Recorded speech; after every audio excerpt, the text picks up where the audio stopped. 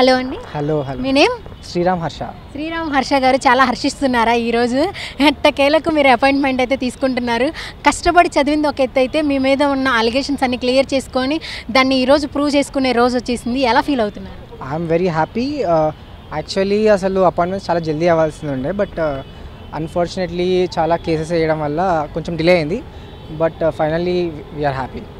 Okay, మీరు ఏ ఒక్క పోస్టింగ్కి ఈరోజు అపాయింట్మెంట్ తీసుకోబోతున్నారు? నాకు డిఎస్పీ ఎక్సైజ్ వచ్చింది, అసిస్టెంట్ ఎక్సైజ్ సూపరింటెండెంట్. సో ఈరోజు అపాయింట్మెంట్ లెటర్ వస్తుందంటే అరౌండ్ 2 monthsలో మనకు జాయినింగ్ టైం ఉంటుంది and after that training start అవుతుందండి. ఓకే, ప్రతి ఒక్కరూ కూడా లైక్ యూపీఎస్సీ అనగానే చాలామంది అది ఎలాగైనా క్రాక్ చేయాలనుకొని చాలా కష్టపడుతూ ఉంటారు. వాళ్ళ స్ట్రగుల్స్ అనేవి వాళ్ళు ప్రతి ఒక్కటిని కూడా ఆఫ్ చేసేస్తూ ఉంటారు.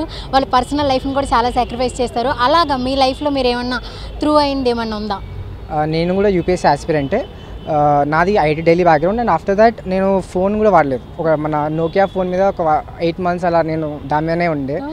సో ఆ ప్రిపరేషన్ నాకు ఇప్పుడు గ్రూప్ 1కి హెల్ప్ అయింది. That is what I feel. And చాలా అప్స్ అండ్ డౌన్స్ త్రూ కూడా ఉంటాయి నాకు. అదే మీరు చాలా బాగా త్రూ అయినా లేకపోతే బాగా హార్డ్ టైం అనుకున్నది ఏంటిది? దీన్ని నేను సక్సెస్ అవ్వాలి అనుకున్న దాంట్లో ఒక హార్డ్ టైం నేను ఓవర్కమ్ చేశాను అనేది ఏంటి? సో మా 4th yearలో క్యాంపస్ ప్లేస్మెంట్స్ అవుతున్నప్పుడు మా ఫ్రెండ్స్ అందరూ ఇట్లా ప్లేస్మెంట్స్ కొడుతున్నప్పుడు I was not sitting for the placements.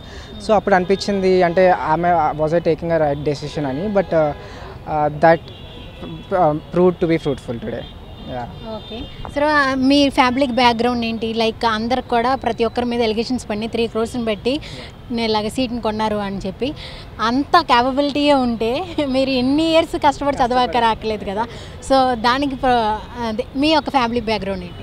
మాది కూడా ఒక మిడిల్ క్లాస్ బ్యాక్గ్రౌండే. మా డాడీ స్టేట్ సర్వీసెస్లో పనిచేస్తుంటాడు and my mother is a doctor.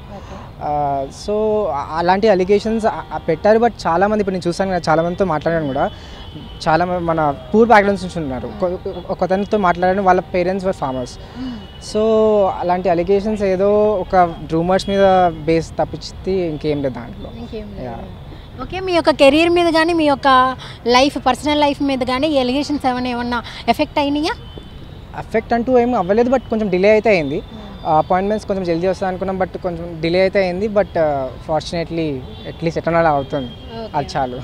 Okay, so next మీ యొక్క స్టెప్ ఏంటి? నెక్స్ట్ మీ గోల్ ఏంటి? అండ్ ఇన్ని త్రూ తర్వాత కూడా మీకు అపాయింట్మెంట్స్ ఇస్తున్నారు. ఆఫ్టర్ 11 years ఇలా ర్యాంకర్స్ అందరూ కూడా అపాయింట్మెంట్ ఇస్తున్నారు. అబౌట్ తెలంగాణ గవర్నమెంట్ ఏం చెప్పాలనుకుంటున్నారు? So I'm thankful to the government. CM గారు చాలా పట్టుదలతో he was aspiring to complete this notification at any cost. I'm thankful to him. And also నా జర్నీ వరకు నేను యూపీఎస్సీ రాశాను, మెయిన్స్ అటెంప్ట్ ఇచ్చాను. సో నవంబర్లో రిజల్ట్ బయటకు వస్తుంది. హోప్ఫుల్లీ అవ్వాలని కోరుకున్నాం. But I'm looking forward to serve to my state. Serve for my state.